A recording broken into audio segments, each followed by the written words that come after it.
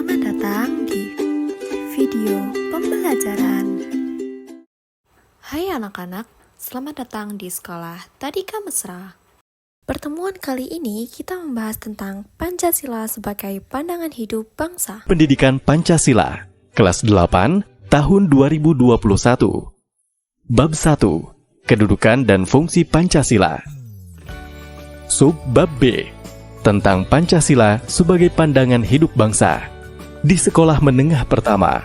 Teman-temanku yang hebat, sekarang kita akan melanjutkan materi yang sebelumnya kita bahas di subbab A.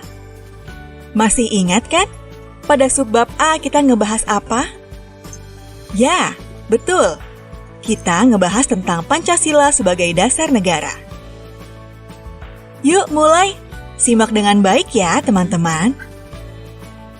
Pada subbab B ini, kita akan membahas poin kedua dari kedudukan dan fungsi Pancasila. Apa sih yang menjadi poin kedua itu? Ada yang tahu nggak? Oke, kakak kasih tahu ya. Mari kita belajar bersama di sini. Oke teman-temanku yang hebat, materi yang akan kita bahas kali ini yaitu Pancasila sebagai pandangan hidup bangsa. Kalian pasti memiliki nilai-nilai dalam diri yang menjadi acuan bagi kalian dalam bergaul, bukan? Baik dalam kehidupan di sekolah maupun sehari-hari. Lalu, dari mana nilai tersebut bisa ada pada diri kalian? Nilai-nilai itu terbentuk dari serangkaian proses belajar dan pengalaman hidup yang kalian jalani sampai saat ini.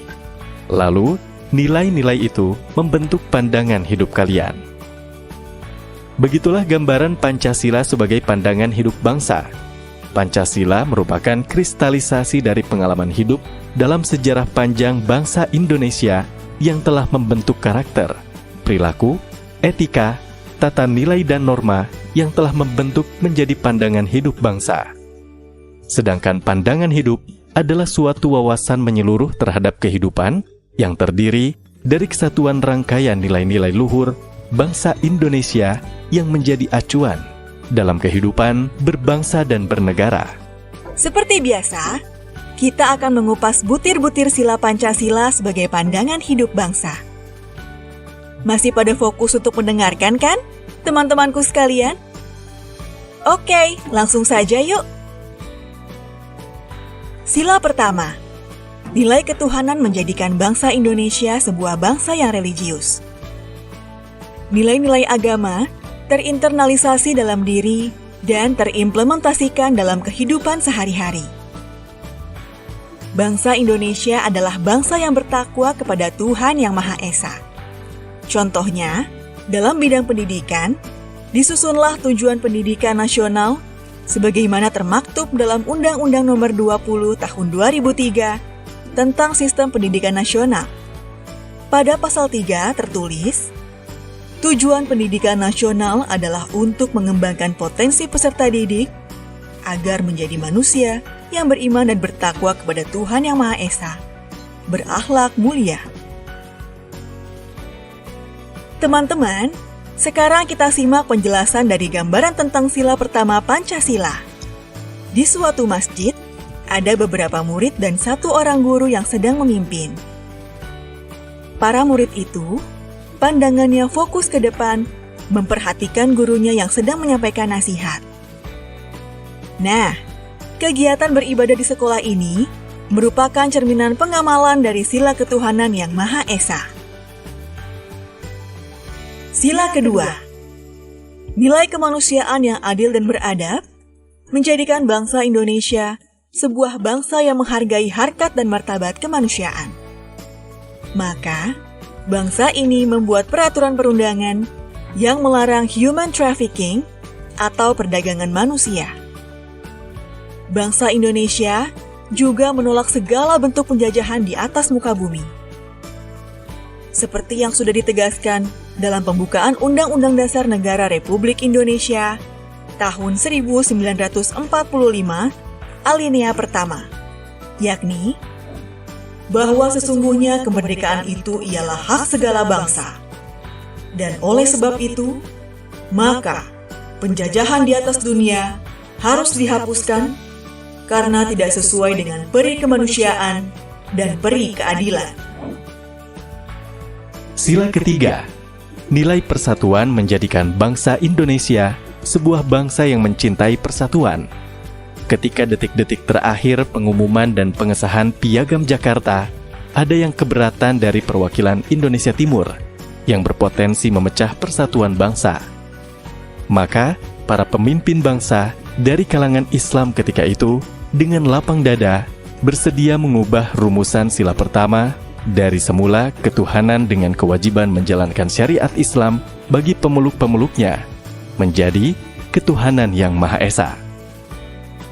Ini merupakan bukti bahwa nilai persatuan dalam sila ketiga telah menjadi pandangan hidup bangsa Indonesia sebelum Pancasila itu lahir. Sila keempat, nilai permusyawaratan menjadikan bangsa Indonesia sebuah bangsa yang mengutamakan musyawarah mufakat untuk memecahkan persoalan, juga memberikan hak kepada warga negara untuk berpendapat di muka publik. Hal ini ditegaskan dalam Undang-Undang Dasar Negara Republik Indonesia 1945, Pasal 28. Kemerdekaan berserikat dan berkumpul, mengeluarkan pikiran dengan lisan dan tulisan, dan sebagainya ditetapkan dengan undang-undang. Sila kelima, nilai keadilan sosial menjadikan bangsa Indonesia sebuah bangsa yang dermawan dan gemar berbagi. Mereka hidup rukun dalam tradisi gotong royong, membantu warga yang kesusahan. Selain itu, negara telah berusaha mendistribusikan kesejahteraan sosial secara adil, di antaranya dengan melaksanakan program BPJS Kesehatan sebagai bentuk pelayanan kesehatan bagi seluruh rakyat Indonesia. Sekarang, marilah kita simak penjelasan seperti apa ya cerminan dari sila kelima Pancasila itu. Indonesia terdiri dari beragam suku bangsa, agama, ras, dan budaya. Pakaian adatnya pun beragam. Walaupun demikian, bangsa Indonesia tetap hidup rukun dan saling menghargai satu sama lain. Karena itu, Bhinneka Tunggal Ika. Bagaimana? Apakah sekarang kalian sudah paham mengenai kedudukan dan fungsi Pancasila sebagai pandangan hidup bangsa? Selanjutnya, ada kegiatan lagi nih buat kalian. Ada kegiatan di siswa aktif yang harus kalian kerjakan untuk mengetahui seberapa paham kalian mengenai Pancasila sebagai pandangan hidup bangsa. Oke, langsung aja yuk, ini kegiatannya. Simak baik-baik ya teman-temanku yang hebat.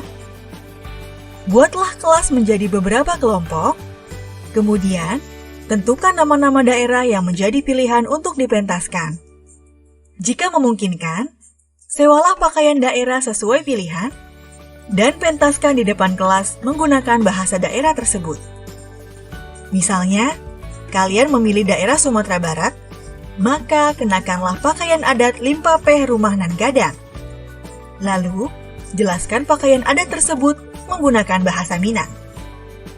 Demikian seterusnya, setiap kelompok mementaskan pakaian adat dan bahasa daerah masing-masing. Apa yang terjadi? Kalian pasti tidak saling mengerti satu sama lain kan?